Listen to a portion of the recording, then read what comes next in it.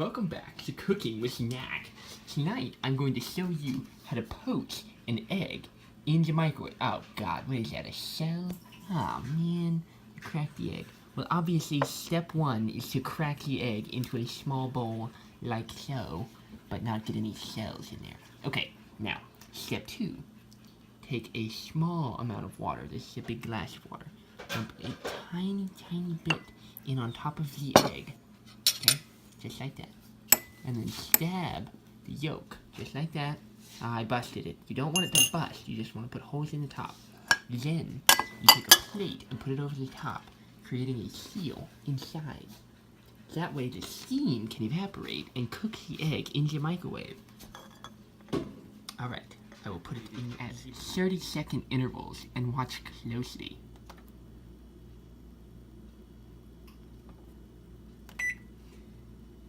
I don't know how to work this microwave.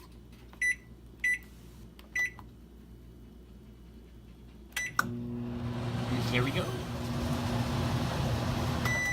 Okay, now our eggs should be nice and what the heck? It turned into an orange. Okay, it must not be quite ready yet. Let's put it back in for another 30 seconds or so.